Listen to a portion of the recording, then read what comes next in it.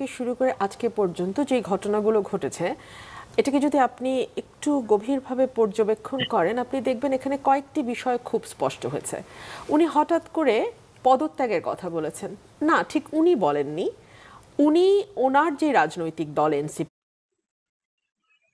বিসমিল্লাহির রহমানির রহিম। আলহামদুলিল্লাহ, আলহামদুলিল্লাহ যে বাংলাদেশের একজন ক্ষমতাধর ব্যক্তি প্রত্যক্ষ কিংবা পরোক্ষভাবে বলেছে যে আমি পদত্যাগ করতে চাই।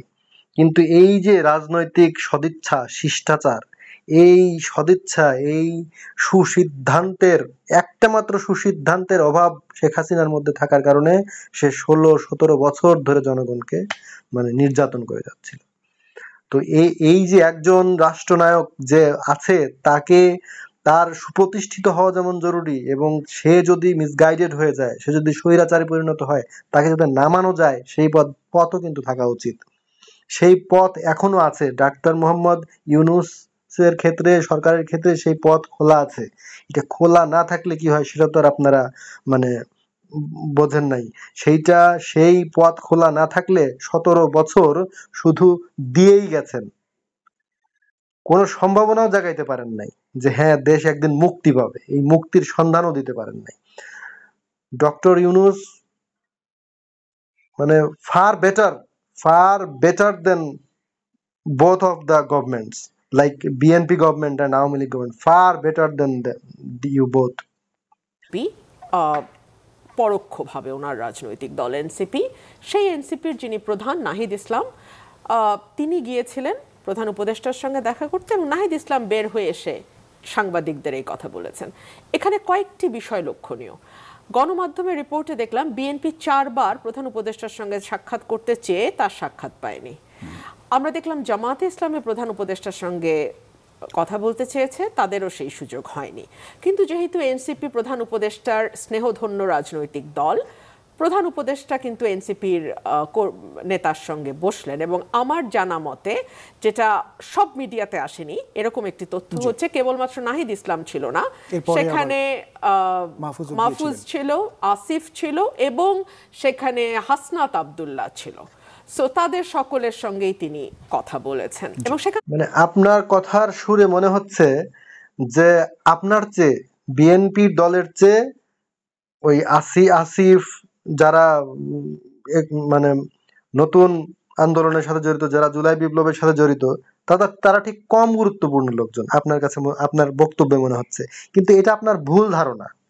আপনারা ১৭ বছর ব্যর্থ হয়েছেন, আর তারা ১৭ বছরের ব্যর্থতার গ্লানি থেকে বাংলাদেশকে মুক্তি দিছে। মুক্তি বুঝেন বিষয়টা। বাংলাদেশকে ১৭ বছরের যে গ্লানি বয়ে বেড়াচ্ছিলেন আপনারা, শেখ হাসিনার সরকারের দেওয়া গ্লানি, সেই গ্লানি থেকে মুক্তি দিছে হচ্ছে ওরা, এই জুলাই বিপ্লবের যারা কর্ণধার, তারা যারা নেতৃত্বে স্থানীয় আছে তারা।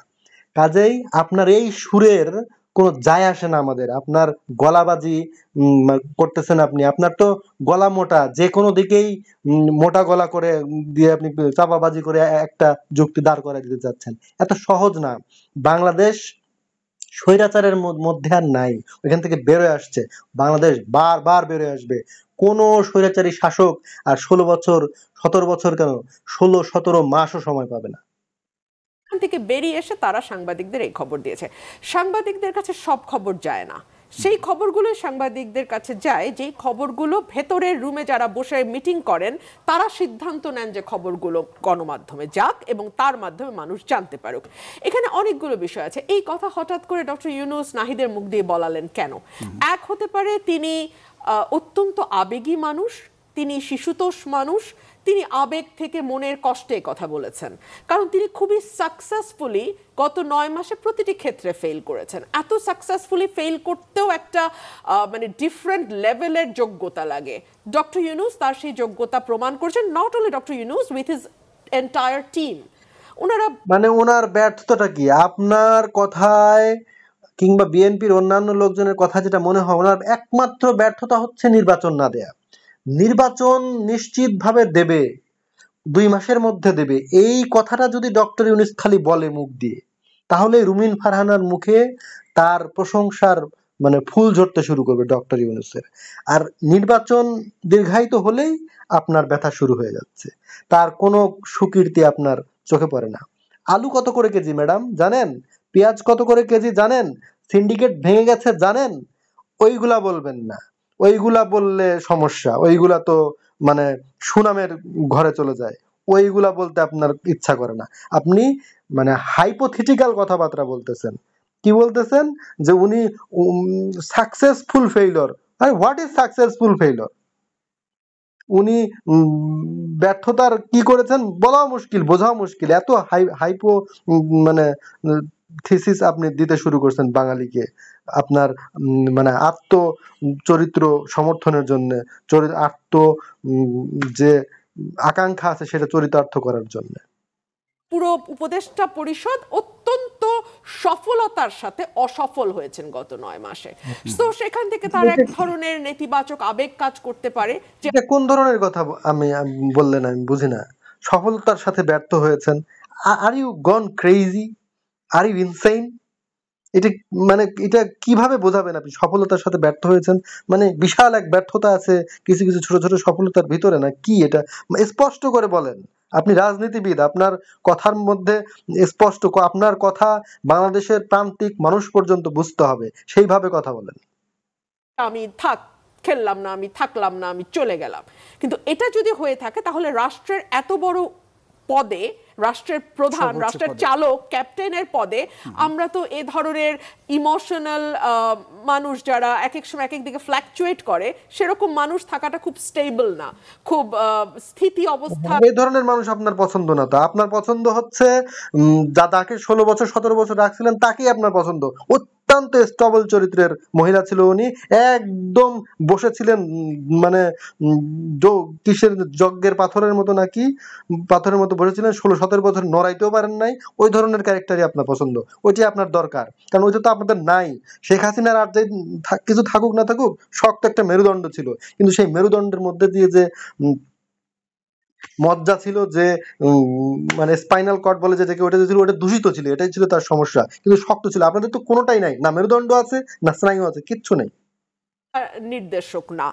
আরেকটা হতে পারে তিনি গা বাঁচানোর জন্য এখন শেষ মুহূর্তে চেষ্টা করছেন। দেখেন, তিনি রাজনৈতিক দলগুলোকে খেপিয়েছেন তার পোষা রাজনৈতিক দল ছাড়া।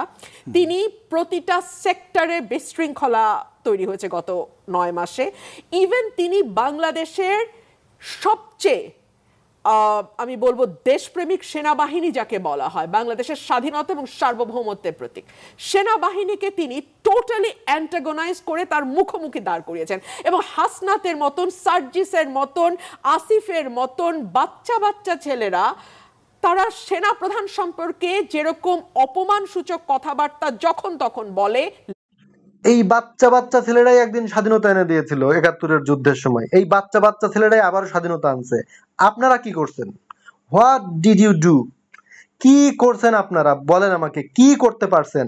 আজকে যে বড় বড় লেকচার দিচ্ছেন এইখানে বসে, এটাও ওই ওদের কারণেই দিচ্ছেন। ওদের মতো ওরা যদি শেখ হাসিনার পতন না ঘটাইতো, আপনার কিন্তু এর এত সাহস করে এত কিছু বলতে পারতেন না। এত সমালোচনা তো শেখ হাসিনার করতে পারেন নাই। লেখে আমরা চিন্তাও করতে পারি না। এত বছর পলিটিক্যাল ক্যারিয়ার এক একজন। আপনি যে বলতেছেন যে আপনার আর্মিকে মুখোমুখি দাঁড় করাবে না, আর্মি চিফ এখনো কে? আর্মি চিফ এমন একটা লোক এখনো যার ফৌজদারি অপরাধ আছে, সে কেন শেখ হাসিনাকে মানে নিরাপদে দেশ থেকে বের করে দিল? তার কি অধিকার আছে একটা প্রধানমন্ত্রীকে নিরাপদে দেশ থেকে বের করে দেওয়ার? শেখ হাসিনার দেশ এটা, শেখ হাসিনা এইখানে থাকবে। শেখ হাসিনার জয় হলে এইখানে হবে, পরাজয় হলে এইখানে হবে। শেখ হাসিনা বাঁচলে এইখানে বাঁচবে, মরলে এইখানে মরবে। শেখ হাসিনাকে সে ভারতের হাতে তুলে দেওয়ার কে? শেখ হাসিনা কি ভারতের সম্পত্তি নাকি? বিএনপি বলেন, অন্যান্য রাজনৈতিক দলের বলেন, তারা কেউ কল্পনাও করতে পারে না যে এইরকম একটি প্রতিষ্ঠান, যে প্রতিষ্ঠানটি বাংলাদেশের স্বাধীনতা এবং সার্বভৌমত্বের সঙ্গে ওতপ্রোতভাবে জড়িত, সেই প্রতিষ্ঠানকে নিয়ে যাচ্ছে তাই বলা যায়, যাচ্ছে তাই করা যায়। এতদিন ধরে বাংলাদেশের রাজনৈতিক দলগুলো ধৈর্যের পরিচয় দিয়েছে। আমি বলবো বাংলাদেশ সেনাবাহিনী এবং সেনাপ্রধান। আপনি সেনাবাহিনী সেনাপ্রধানকে তেল মর্দন করতেছেন যে আপনাকে যাতে নির্বাচন দিয়ে দেয়। সেনাবাহিনীর লোক প্রধান কয়েকদিন আগে বলছে না যে আমরা জাস্ট একটা ফ্রি ফেয়ার ইলেকশন দিয়ে ব্যারাকে ফিরে যাব। এই কথাটা আপনার খুব পছন্দ হয়েছে, বুঝছেন? ওই জন্য আপনি এখন তেল মর্দনে ব্যস্ত। তাছাড়া ওই আওয়ামী লীগের শীর্ষস্থানীয় সামরিক কর্মকর্তার তেল দেওয়ার আপনার কোনো কারণ নেই। তিনি ভীষণ রকম ধৈর্যের পরিচয় দিয়েছে। আপনি আমাকে বলেন, আজকে যদি এই আন্দোলন সফল না হতো, আসিফ, সার্জিস, হাসনাত তারা কিন্তু বহু বছর ধরে আওয়ামী লীগের, ছাত্রলীগের হয়ে কোনোভাবে টিকে ছিল, তারা হয়তো বা টিকেও যেতে পারত, মানে এদিক সেদিক পালিয়ে। সেনাপ্রধান পারতো, ওনার কোর্ট মার্শাল হতো না, ওনার ফাঁসি হতো না, কারণ উনি তো ঠান্ডা মাথায় সিদ্ধান্ত নিয়েছিলেন যে উনি সরকারের আদেশ পালন করবেন না। সরকার যে গুলির আদেশ দিচ্ছে, নিজের দেশের জনগণের উপর গুলি চালানোর আদেশ দিচ্ছে, সেনাপ্রধান তো সেই আদেশ ফলো করেন নাই। এবং তিনি এমন সেনাপ্রধান, তাকে যদি আপনি ওনার আগের সেনাপ্রধানের সঙ্গে তুলনা করেন তাহলে খুব ভুল হবে। বাহিনীতে এবং বাহিনীর বাইরে ওনার একটা আলাদা ইমেজ আছে, ওনার একটা আলাদা সুনাম আছে, ওনার একটা আলাদা সম্মান আছে। সুতরাং এই মানুষটি হি ডিড নাথিং এক্সট্রা। সে কোনো এক্সট্রা প্র্যাকটিস করে নাই। তার যা করা উচিত ছিল তাই করেছে। সে তার দায়িত্বের মধ্যেই কাজ করেছে। একটা দেশের সেনাবাহিনী গড়ে তোলা হয় তার জনগণকে রক্ষার জন্য। তাকে সেই জনগণের উপরে গুলি চালানোর নির্দেশ দেওয়া হয়েছে। এটা সেনাবাহিনী প্রধানের বয়স যদি 12 বছরও হতো তাও বুঝতে পারতো এ ধরনের একটা বিষয়। কারণ এটা বুঝে সে বিশাল কিছু করে ফেলছে, এটা তার দায়িত্ব। হি জুলাই বিপ্লবে যারা অংশগ্রহণ করছে তারা বিনা বেতনে জীবন দিতে গেছিল। আর আপনাকে মনে রাখতে হবে, সেনাবাহিনীর প্রধান যা করতেছে তা বেতনভুক্ত হয়ে করতেছে। কাজেই এত কিন্তু সহজ না বিষয়, বুঝতে পারছেন? সেনাবাহিনীর ওটা দায়িত্ব ছিল। আমরা তাকে খাওয়াই, পড়াই, তাদেরকে পোশাক দেই, তাদেরকে নানান সুযোগ সুবিধা দেই এই ধরনের সিদ্ধান্ত গ্রহণের জন্য। দে আর পেড ফর দ্যাট। যেভাবে হেনস্থা করা হয়েছে গত 9 মাসে, that is very very very unfortunate. আরেকটা বিষয় হতে পারে ডক্টর ইউনূসের, সেটা হচ্ছে তিনি তার জনপ্রিয়তা যাচাইয়ের একটা সস্তা নাটকের পথে উনি গেছেন, যে সবাই ওনার পায়ে ধরে ফেলবে, বিএনপি দৌড়ে যাবে, না না না আপনাকে ছাড়া তো আমরা মরেই যাব, দেশ ডুবেই যাবে, দেশ বঙ্গোপসাগরে চলে যাবে, এরকম একটা কিছু হয়তো উনি আশা করেছিলেন। আজকে শুক্রবার, খেয়াল করেন বৃহস্পতিবার এই নাটকটা হলো, হ্যাঁ আজকে শুক্রবার, এবং আজকে হচ্ছে ডক্টর ইউনূস যাদের সাথে মোস্ট কমফোর্টেবল তাদের একটা ঐক্যবদ্ধ হবার দিন। তারা বাইতুল মোকাররমে ঐক্যবদ্ধ হন, তারা বিরাট মিছিল করেন, তারা ঘেরাও করেন, সবকিছু শুক্রবার কেন্দ্রিক, কারণ এই দিন ছুটির দিন, নামাজের দিন, সবাই বাইতুল মোকাররমে যায় নামাজ, বিভিন্ন মসজিদে যায় নামাজ পড়তে, so it's easier two gather more people. উনি ঠিক ওই হিসাবে দেখে বৃহস্পতিবার রাতে নাটক ছাড়লেন, এবং আজকে নাটকটি পুরা ফ্লপ করলো। একটা রাজনৈতিক দল ওনাকে করেন। আরেকটা বিষয়, একটা চেয়ার খালি হলে চেয়ার ভরে যায় ভাই, চেয়ার কখনো শূন্য থাকে না। হ্যাঁ, আপনার শূন্য চেয়ার খুব দরকার। আপনার শূন্য চেয়ার খুব দরকার। আপনার যুক্তি বুদ্ধি সব এখন একপেশে হয়ে গেছে, সব এখন স্বার্থ অন্বেষণে ব্যস্ত হয়ে উঠছে। আপনার ওই চেয়ারের জন্যই আপনি কথা বলতেছেন। সত্য কথা বলা, বাংলাদেশের জন্য কথা বলা, সেটা আপনাদের মতো রাজনীতিকের পক্ষে সম্ভব না। You are only for BNP, not for Bangladesh. Thank you.